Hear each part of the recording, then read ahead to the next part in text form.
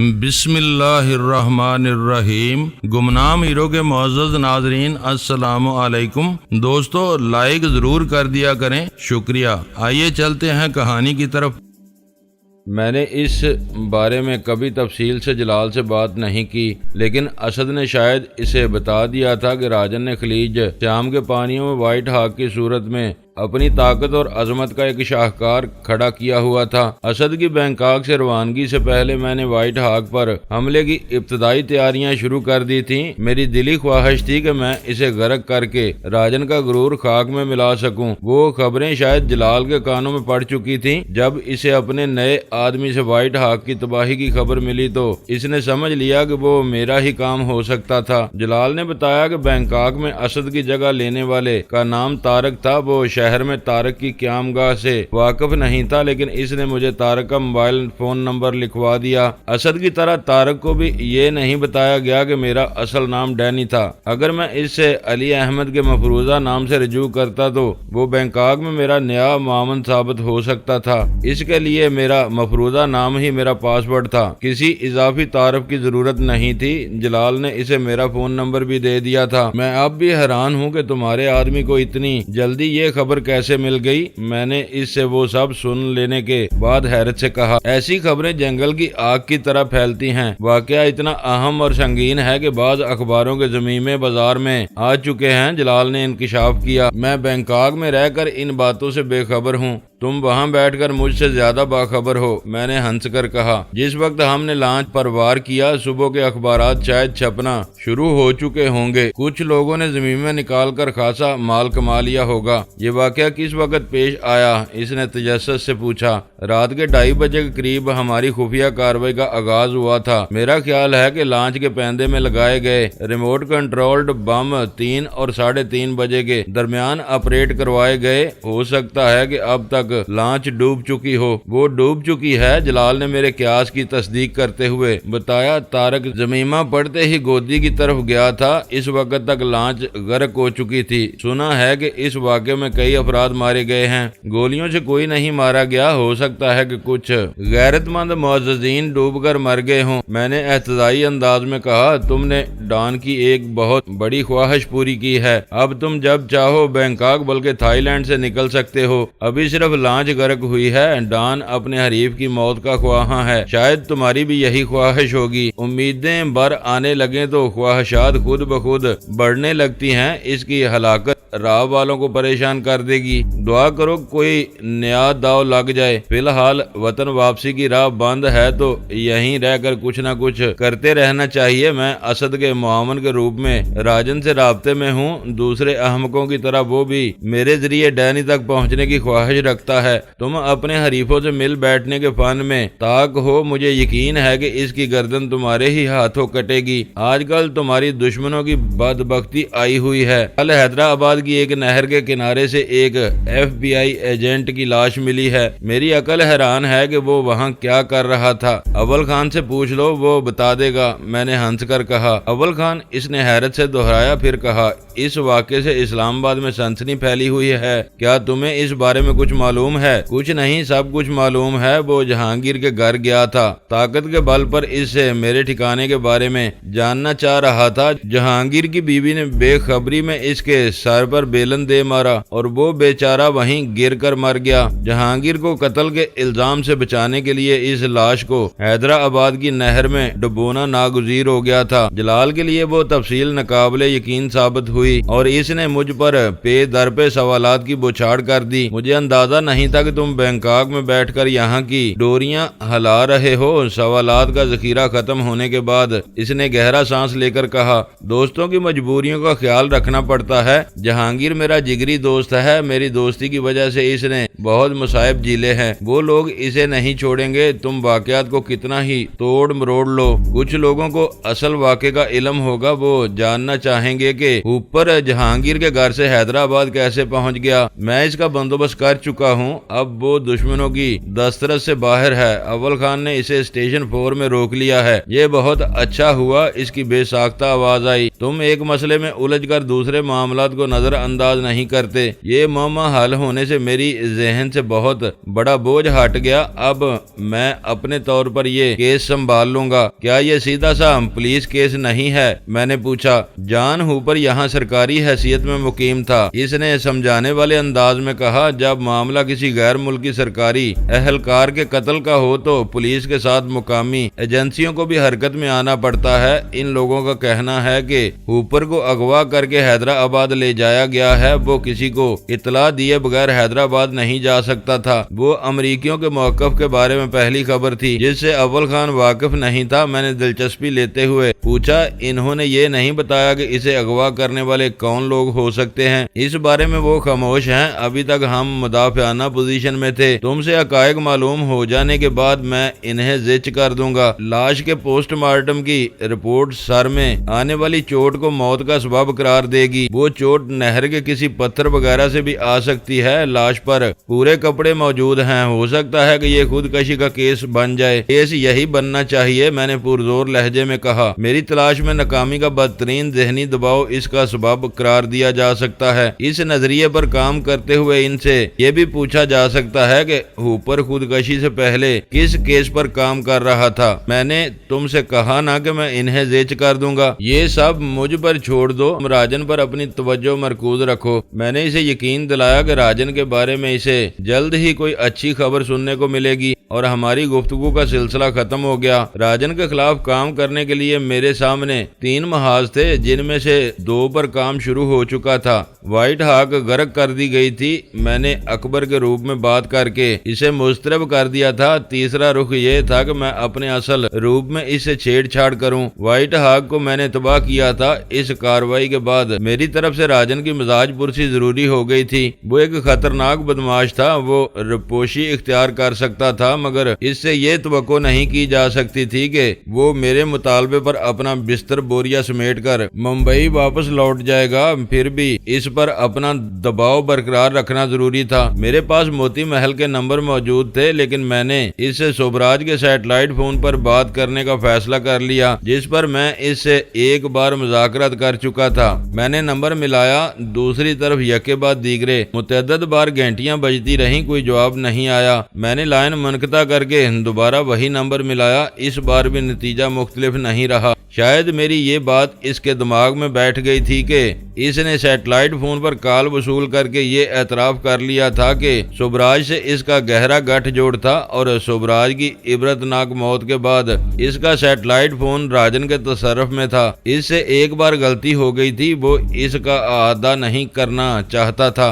मोती महल के एक नंबर से फोन करके इसने मुझसे अकबर की हैसियत में बात की थी। मैंने इसको छोड़कर मोती महल का दूसरा नंबर मिला लिया। ऑपरेटर ने मेरा नाम सुनने के बाद मुझसे कोई और सवाल नहीं किया। शायद राजन ने मेरे बारे में अपने अमले के खास लोगों को ब्रीफ किया हुआ था। चंद सानियों बाद ही फोन पर राजन की बिफरी हुई आवाज सुनाई दी। दरिंदे आहिस्ता बोलो, मेरे कान नाजुक हैं। मैंने सर्द और सफाकाना लहजे में कहा, तुमने देख लिया मेरे हाथ कितने लंबे हैं? मैं इन लंबे हाथों को बहुत जल्द जोड़ों से उखाड़ दूंगा। वो गुर्राया। व्हाइट हाक पर तुम्हें नाज था। आज मैंने तुम्हारे इस गुरूर को समंदर में डुबो दिया। अब मैं जानना चाहता हूँ कि तुम मैदान में रुकोगे या अपनी बसात लपेट रहे हो। तुम अपनी खैर मनाओ, मैंने तुमसे वक्त खरीदा था। अब मैं मुतमिन हूँ तुम सर के बल खड़े होकर भी अमरीकियों को ये यकीन नहीं दिला सकोगे कि सोबराज पर मेरा हाथ था। तुम जदीद साइंस से नावाकिफ हो। इसकी बची हुई हड्डियों का DNA टेस्ट ये साबित कर देगा कि वो नारायण प्रसाद शर्मा की नहीं, सोबराज की हड्डियां हैं। वो सोबराज के पूरे खानदान को जानते हैं। इनके लिए रिपोर्टों का मुआजना मुश्किल नहीं होगा। अपनी कोशिश करके देख लो, तुम मुंह की खाओगे। शर्मा की वसीयत के नाम पर मैंने सारी हड्डियां बारी चिता में जलवा दी हैं, राख समंदर में बहा दी गई। मैंने तुम्हारी बदमाशी के सारे रास्ते मसदूद कर दिए हैं। टेस्ट करने के लिए अब कुछ बाकी नहीं रहा। मैंने सकते के आलम में इसकी वो हरदा सराई सुनी। गलती मेरी अपनी थी। मैंने इसे ये बता दिया था कि वो किस तरह फंस सकता है। इसने मेरी गलती से फायदा उठाया آیا اور اپنی اس کمزوری کا توڑ کر لیا۔ چند منٹ پہلے میں یہ تجربہ کر چکا تھا کہ اس نے سوبراج کے سیٹلائٹ فون کا استعمال ترک کر دیا تھا یا اسے تباہ کر دیا تھا۔ میں اپنے ایک اہم کارڈ سے محروم ہو چکا تھا۔ تمہارا سر کچلنے کے لیے مجھے سہاروں کی ضرورت نہیں ہے، میں نے اپنے صدمے پر قابو پا کر درست لہجے میں کہا۔ اپنی لانچ کی طرح تم بھی غرقاب کیے جا سکتے ہو۔ تمہارے سارے آدمی اپنی سر توڑ کوششوں کے باوجود اسے طے نشین ہونے سے نہیں بچا سکے۔ ڈینی، میں تم سے اس نقصان کا بہت بھیانک انتقام لوں گا۔ میرے آدمی تمہاری بو پر لگ گئے ہیں۔ مجھے تمہاری کمینگی کی پیشگی خبر مل گئی تھی۔ یہ میری خوش فہمی تھی کہ میں نے اسے اہمیت نہیں دی۔ تم کوئی دوسرا وار کرنے سے پہلے کتے کی موت مارے جاؤ گے۔ صاف ظاہر تھا کہ وہ ان باتوں کا حوالہ دے رہا تھا جو میں نے اس سے اکبر کے روپ میں کی تھی۔ اس حوالے سے یہ بھی ظاہر ہو رہا تھا کہ اکبر کے کردار نے اس کے لیے یکایک کتنی اہمیت اختیار کر لی تھی۔ مار کھانے والے اس طرح ہذیان بکتے ہیں۔ بینکاک میں تمہاری ہوا اکھڑ چکی ہے۔ جو شخص اپنے ٹھکانوں کی حفاظت نہیں کر سکتا وہ دوسروں کو کیا دے گا؟ یہ میری اور تمہاری گینگ وار ہے۔ لوگ پٹنے والے کا ساتھ بہت تیزی سے چھوڑتے ہیں۔ یہاں والوں کو معلوم ہے کہ تم کو زیادہ مار پڑی تو تم بمبئی بھاگ جاؤ گے۔ جن کو یہیں مرنا جینا ہے وہ تمہارے ساتھ رہ کر اپنی عاقبت خراب نہیں کریں گے، دور کھڑے ہو کر تمہاری بربادی اور رسوائی کا تماشا دیکھیں گے۔ میں نے ایک ایک لفظ پر زور دے کر اسے آنے والے دنوں کا نقشہ دکھایا۔ اب میری اور تمہاری کھلی لڑائی ہے۔ وہ گرایا۔ تم سے جو کچھ ہو سکتا ہے وہ کر لو، تم میرے قہر سے نہیں بچ سکو گے۔ اس نے فون بند کر دیا۔ میں نے مسکرا کر غزالہ کی طرف دیکھا اور اپنا آپریٹس بھی بند کر دیا۔ مجھے اندازہ ہو گیا کہ راجن اپنی لانچ کی تباہی پر اعصاب زدہ ہو چکا تھا۔ اس نے میری غلطی کا فائدہ اٹھا کر سوبراج کی موت کے بارے میں سارے ثبوت ضائع کر دیے تھے۔ اس فون کال سے یہ فائدہ ہوا، مجھے اس پوزیشن کا علم ہو گیا۔ وہ ثبوت مٹ جانے کے بعد یہ امکان باقی نہیں رہا تھا کہ میں کسی گمنام فون کال کے ذریعے مقامی امریکی مشن کے کسی ذمہ دار اہلکار کو راجن کے پیچھے لگا سکوں۔ اس کے خلاف جو کچھ کرنا تھا مجھے اپنے طور پر کرنا تھا۔ اس مقابلے میں صرف ڈان میرا مددگار تھا۔ مجھے ذہنی ورزش کے لیے خاصا مواد مل گیا تھا۔ میں نے بستر پر لیٹ کر آنکھیں موند لیں۔ غزالہ نے میرے موڈ کا اندازہ لگا کر ٹیلی ویژن کی آواز دھیمی کی اور اس کے سامنے کرسی سنبھال لی۔ مجھے غزالہ کو باہر بھیج کر وائٹ ہاک کی تباہی پر شائع ہونے والے اخباری ضمیمے منگوانے کا خیال آیا، جسے میں نے ملتوی کر دیا۔ وہاں جو کچھ ہوا ہمارے ہاتھوں اور ہمارے سامنے ہوا تھا۔ ضمیموں میں کاروباری سنسنی خیزی اور حاشیہ آرائی کے سوا کوئی نئی بات نہیں مل سکتی تھی۔ ٹیلی ویژن پر خبروں کا سلسلہ شروع ہوا تو میں اٹھ کر بیٹھ گیا۔ واقعہ تازہ تھا اور تفصیلات دستیاب نہیں تھی۔ خبر میں صرف اتنا بتایا گیا کہ ہاربر سے کچھ فاصلے پر لنگر انداز وائٹ ہاک نامی تفریحی لانچ دھماکوں کے ساتھ تباہ ہو گئی۔ اس حادثے میں 5 افراد پانی میں ڈوب کر ہلاک ہوئے، جن میں 4 عورتیں تھیں۔ 17 افراد زخمی ہوئے۔ انہیں لانچ کے عملے اور دوسرے مہمانوں نے ڈوبنے سے بچا لیا۔ 3 افراد لاپتہ تھے جن کی تلاش جاری تھی۔ خبر کے ساتھ وائٹ ہاک کے ڈوبنے کا آخری مرحلہ بھی دکھایا گیا، جس میں اس کا پچھلا حصہ پانی میں پوری طرح غرق ہو چکا تھا۔ اگلا حصہ سیدھا کھڑا ہوا تھا اور تیزی سے پانی میں بیٹھ رہا تھا۔ چند لمحوں بعد پانی کے بڑے بڑے بلبلوں کے اخراج کے ساتھ اگلا حصہ بھی پانی میں غائب ہو گیا۔ اس وقت لانچ پر کوئی فرد موجود نہیں تھا۔ 2 بجے چاؤفان کسی پیشگی اطلاع کے بغیر اچانک نازل ہو گیا۔ وہ ہوٹل کے باہر اپنی گاڑی میں موجود تھا اور فون کر کے مجھے بلا رہا تھا۔ معلوم ہوتا ہے کہ اسے آپ سے کچھ لگاؤ ہو گیا ہے۔ غزالہ نے اس کی آمد کی خبر سن کر کہا، جب موقع ملتا ہے آپ کے پاس دوڑا چلا آتا ہے، فضول باتوں سے دماغ چاٹ جاتا ہے۔ میں نے جوتے پہنتے ہوئے بیزاری سے جواب دیا۔ پھر بھی کام کا آدمی ہے، آپ کے منصوبے کی ساری تیاری اسی کے ذمہ تھی۔ یہ سب کام وہ میرے لیے نہیں کرتا، اسے ہر وقت ڈان کی خوشنودی کی فکر رہتی ہے۔ وہ کسی پیدائشی غلام کی طرح ڈان کا خدمتگار بنا ہوا ہے۔ آپ کے لیے ان دونوں کا دم غنیمت ہے۔ اسد کے چلے جانے کے بعد یہاں کون رہ گیا تھا جو آپ کی ذرا بھی مدد کرتا؟ میں نے غزالہ کے اس تبصرے کا جواب نہیں دیا۔ الوداعی انداز میں ہاتھ لہرا کر کمرے سے باہر نکلتا چلا گیا۔ ماسٹر، آج مزہ آ گیا۔ پورے شہر میں چھوٹا راجن کی رسوائی ہو رہی ہے۔ میری گاڑی میں سوار ہوتے ہی اس نے خوش ہو کر کہا، یہ دیکھو لانچ کی پراسرار تباہی پر 2 اخباروں نے اپنے ضمیمے نکالے ہیں۔ وائٹ ہاک بڑی شان سے زاویے بدل بدل کر غرق ہوئی ہے۔ ان ضمیموں کی رنگین تصویریں دیکھو گے تو تمہاری طبیعت خوش ہو جائے گی۔ مجھ سے بات کرتے ہوئے اس نے گاڑی آگے بڑھا دی تھی۔ میں نے ڈیش بورڈ پر پڑے ہوئے اخبار اٹھا لیے۔ وہ دونوں تھائی زبان کے اخبارات تھے۔ ان میں وائٹ ہاک کی غرقابی کی رنگین تصاویر کسی زبان کی محتاج نہیں تھی۔ ایک اخبار نے وائٹ ہاک کی فائل فوٹو بھی لگائی تھی جس میں وہ لانچ بہت باوقار اور پرشکوہ نظر آ رہی تھی۔ تصویریں دیکھ کر میں نے وہ ضمیمے بے پرواہی سے پچھلی سیٹ پر ڈال دیے۔ کیا تم مجھے یہ تصویریں دکھانے آئے تھے؟ میں نے اس سے پوچھا۔ تم سے ملنے کی دل چاہ رہا تھا، میرا نہیں ڈان کا۔ میرے تیور دیکھ کر اس نے اپنی بات میں آخری فقرہ جوڑا۔ میں نے سوچا کہ تمہیں یہ اخبار بھی دکھا دوں۔ میں ابھی ٹیلی ویژن پر یہ سب دیکھ آیا ہوں۔ اس واقعے میں کتنے پاپی مرے ہیں۔ مرنے والوں کی تعداد زیادہ ہے، لیکن ابھی تک 3 عورتوں سمیت 4 کا اعلان کیا گیا ہے۔ 3 لاپتہ ہیں۔ اس کی معلومات ٹیلی ویژن کے نشریے سے زیادہ نہیں تھی۔ شہر میں اس واقعے پر کیا رد عمل پایا جا رہا ہے؟ میں نے پوچھا۔ سنسنی اور سراسیمگی کا عالم ہے۔ اس حادثے پر لوگوں کو پچھلے واقعات بھی یاد آ رہے ہیں۔ اس کے کسینوں میں قتل، کلبوں میں دھماکے اور پھر موتی محل میں دھماکہ، سب قصے از سر نو تازہ ہو گئے ہیں۔ ہم امن پسند اور ڈرپوک قوم ہیں۔ میرا اندازہ ہے کہ آج سے چھوٹا راجن کے سارے کاروباری اڈے ویران ہو جائیں گے۔ چاؤ فان نے مسرت سے بتایا۔ وہ اپنے کاروبار کے بل پر یہاں پھل پھول رہا ہے۔ اس کے دھندے تباہ ہوں گے تو اس کے قدم خود بخود اکھڑ جائیں گے۔ ماسٹر، قدم اکھڑنے کی نہیں، اب اس کی قبر جمانے کی بات کرو۔ لانچ ڈوبنے کے بعد اس کا دماغ چل گیا ہے۔ ابھی صبح 8 بجے اس کے 2 آدمیوں نے پیٹرول ڈال کر پیٹ پونگ کے 2 ہوٹلوں کو جلا کر راکھ کر دیا۔ پتہ نہیں وہ کیا کرنا چاہ رہا ہے۔ اس کی زبان سے پیٹ پونگ کے ہوٹلوں کا ذکر سن کر میں چونک گیا۔ میں نے متجسس لہجے میں پوچھا، وہ سکھوں کے ہوٹل تو نہیں تھے؟ چاؤ فان کی آنکھیں حیرت سے کشادہ ہو گئیں اور وہ والہانہ انداز میں بولا، ماسٹر تم تو ولی ہو گئے۔ تمہیں کیسے پتا چل گیا کہ وہ سکھوں کے ہوٹل تھے؟ تیر کمان سے نکل چکا تھا۔ میرے بے ساختہ سوال نے مجھے امتحان میں ڈال دیا۔ میں نے سنبھالا لے کر جلدی سے کہا، اس طرف زیادہ تر ہوٹل سکھوں کے ہی ہیں۔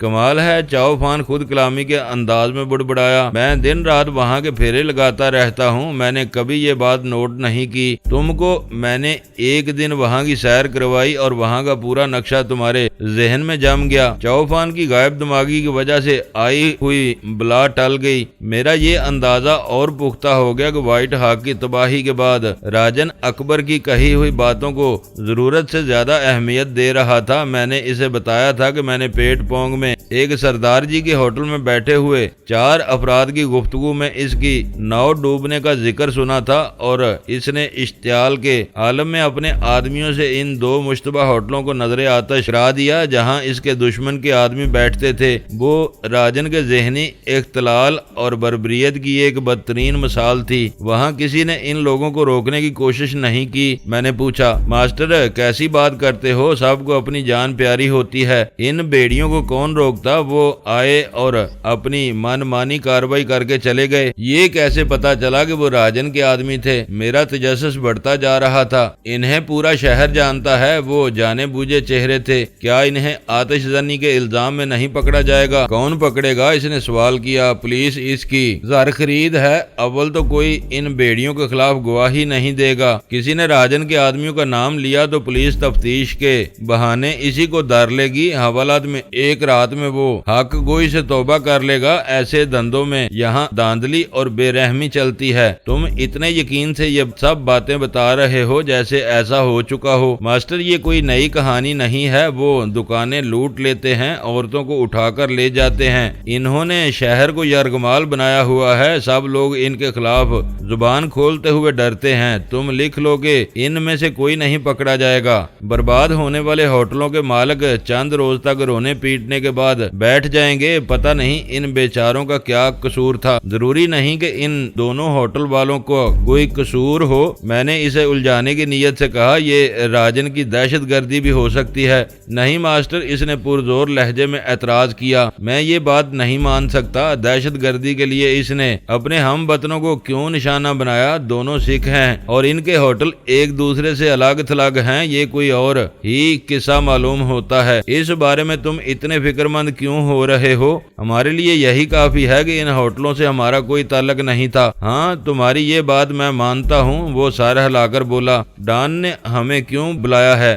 چند لمحوں کی خاموشی کے بعد میں نے پوچھا۔ تم نے اتنا بڑا کارنامہ سر انجام دیا ہے، کیا وہ نہ بلاتا؟ یہ مجھ سے زیادہ تمہارا کارنامہ ہے، سارا بندوبست تم نے کیا تھا۔ میں نے ہنس کر اس کی حوصلہ افزائی کی۔ پھر تو اسے مدام کا کارنامہ کہو، بم اسی نے لگائے تھے، لیکن اس کا کھوج تم نے لگایا تھا اس کام کے لیے۔ اسے راضی کرنا بھی مشکل کام تھا۔ یہ اور بات ہے کہ بعد میں وہ بھی راجن کی ستائی ہوئی نکلی۔ ماسٹر میں تمہارا خادم ہوں، وہ اپنے سینے پر ہاتھ مار کے بولا۔ حکم دو تو میں تمہارے لیے پاتال کی خبر لا سکتا ہوں۔ بس بیچاری مدام کا خیال رکھنا، وہ شام کی چائے پر بے چینی سے تمہارا انتظار کرے گی۔ لی کا ذکر آتے ہی اس کی ذہنی رو بہک گئی۔ میرا وہاں جانے کا کوئی ارادہ نہیں ہے، میں نے صاف گوئی سے کام لیتے ہوئے اسے بتا دیا۔ ایسا نہ کرنا، وہ جلدی سے بولا، اس کا دل ٹوٹ جائے گا۔ وہاں نہ جا کر تم اس کی توہین کا ارتکاب کرو گے، یہ نہ بھولو کہ وہ دوبارہ ہمارے کام آ سکتی ہے۔ میں نے گھور کر اس کی طرف دیکھا، اس کے چہرے پر مکمل سنجیدگی کا راج تھا۔ اس کا آخری فکرہ میرے دل کو لگا۔ یہ حقیقت تھی کہ اس وقت مجھے بینکاک میں اپنے دوستوں اور ہمدردوں کی ضرورت تھی۔ لی جیسی دلیر اور بے خوف عورت کو ناراض کرنا مناسب نہیں تھا۔ اس بارے میں دیکھا جائے گا، پہلے ڈان سے مل لیا جائے، میں نے ٹالنے والے انداز میں جواب دیا۔ ہاں ڈان کی بات ہو رہی تھی، آج وہ تم سے بہت خوش ہے۔ تمہارے لیے تھائی زبان کا ایسا لفظ استعمال کیا جو ہم لوگ گرل فرینڈ یا محبوبہ کے لیے استعمال کرتے ہیں۔ یہ سمجھو کہ وہ تمہیں ڈارلنگ کہہ رہا تھا۔ تمہارے لیے یہ بات اہم ہو سکتی ہے، میرے نزدیک بے معنی ہے۔ ڈان ان لوگوں میں سے ہے جو ذرا سی لغزش پر کسی کو بھی عرش سے فرش پر لے آتے ہیں۔ اس کی خوشی یا تعریف پر بغلیں بجانے کے بجائے اپنے کام سے کام رکھو۔ ماسٹر تم عجیب آدمی ہو، وہ اداس لہجے میں بولا۔ خوش ہونے والی باتوں پر خوش نہیں ہوتے، ناراض کر دینے والی باتوں پر ایک دم بفر جاتے ہو۔ ایسا تو میں نے ڈان کو بھی نہیں پایا۔ اب یہی دیکھ لو کہ وہ وائٹ ہاک کی تباہی پر کسی بچے کی طرح خوش ہو رہا ہے۔ دنیا کے دو آدمی ایک جیسے نہیں ہوتے، میں نے خشک لہجے میں کہا۔ مزاج کے اعتبار سے ڈان علی نہیں ہو سکتا اور میں ڈان نہیں بن سکتا۔ کہو تو میں ڈان کو تمہاری اس خواہش سے آگاہ کر دوں کہ مجھے ڈان جیسا ہونا چاہیے۔ ماسٹر ایسا غضب نہ کرنا، اس نے بکھلائے ہوئے لہجے میں کہا۔ جب سے وہ گوشہ نشین ہوا ہے، بہت شکی اور وہمی ہو گیا ہے۔ وہ سمجھے گا کہ میں موقع سے فائدہ اٹھا کر اس کی جگہ لینے کی سازش کر رہا ہوں۔ اسی لیے کہا جاتا ہے کہ پہلے تولو پھر بولو۔ تم جب بولنے پر آتے ہو تو بے تکان بولتے چلے جاتے ہو، یہ اچھی عادت نہیں ہے۔ ماسٹر یہی تو زندگی کی ایک علامت ہے، زبان اسی وقت رکتی ہے جب سانس آدمی کا ساتھ چھوڑ جاتا ہے۔ میری اس آزادی کو مجھ سے نہ چھینو۔ میں جانتا ہوں کہ تم مجھے خوب سمجھ گئے ہو، میری باتوں کا وہ مفہوم بھی بانپ لیتے ہو جو مجھے خود معلوم نہیں ہوتا۔ اس کی وہ طویل بسیار گوئی کی عجیب مثال تھی۔ میں مسکرا کر رہ گیا۔ راجن سے فون پر پہلی بار بات ہوئی تو میں نے اس کے لیے اکبر کا روپ دھارا ہوا تھا۔ اس بات چیت میں میرے پاس زیادہ سوچنے سمجھنے کی مہلت نہیں تھی۔ اس کے ذہن کو اپنی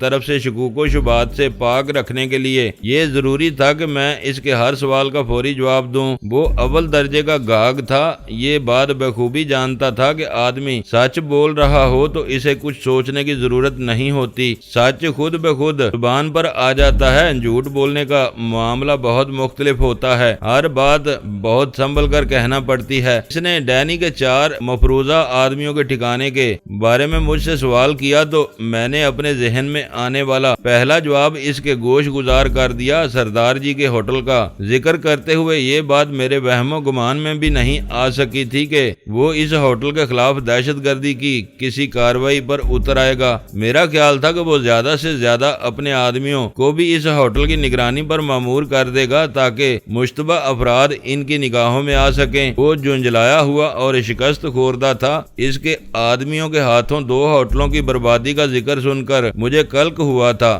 وہ ایسا ناگزیر واقعہ تھا جسے ٹالنا میرے بس سے باہر تھا۔ میں سردار جی کے ہوٹل کے بجائے کسی اور مقام کا ذکر کرتا تو راجن کے آدمی وہاں بھی ویسی ہی بربادی پھیلا دیتے۔ اسے کسی نہ کسی کو اپنی جھنجھلاہٹ کا نشانہ بنانا تھا۔ میں نے قبل از وقت اس حقیقت کا ادراک کرتے ہوئے ہوئے اسی کے ایک ہم وطن کا ذکر کیا اور ایک کے چکر میں 2 سردار راجن کی جھنجھلاہٹ کا نشانہ بن گئے۔ ماسٹر کیا شام کی چائے کے بارے میں سوچ رہے ہو؟ مجھے خاموش پا کر چاؤ فان نے پور مزاح لہجے میں ٹوکا۔ چاؤ فان تم باز نہیں آؤ گے، بار بار یہ ذکر کیوں نکال رہے ہو؟ تم نے ابھی تک اپنے ارادے سے آگاہ نہیں کیا۔ وہ بولا ایک بار مثبت جواب دے دو، میں دوبارہ مادام کا نام لوں تو جو چور کی سزا وہ میری، وقت ملا تو میں اس سے بھی مل لوں گا، اب اس کا ذکر نہ کرنا۔ ہرگز نہیں، وہ سر جھکا کر سعادت مندانہ انداز میں بولا۔ اس بیچاری نے مجھے فون پر یاد دہانی نہ کرائی ہوتی تو میں تمہیں بار بار تنگ نہ کرتا۔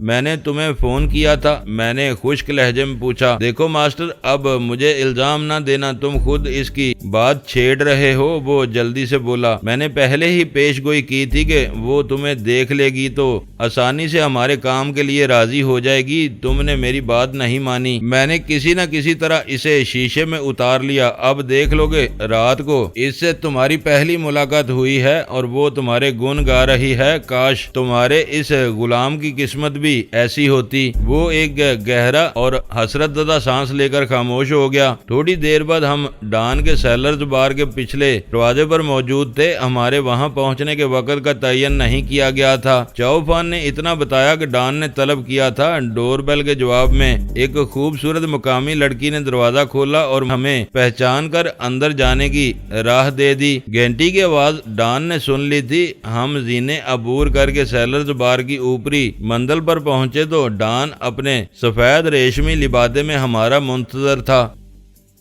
دوستو ویڈیو کو لائک ضرور کر دیا کریں۔ ISI پاک آرمی زندہ باد، پاکستان پائندہ باد۔ معزز ناظرین، اپنا خیال رکھیے گا اور اپنے اس چینل کا بھی شکریہ۔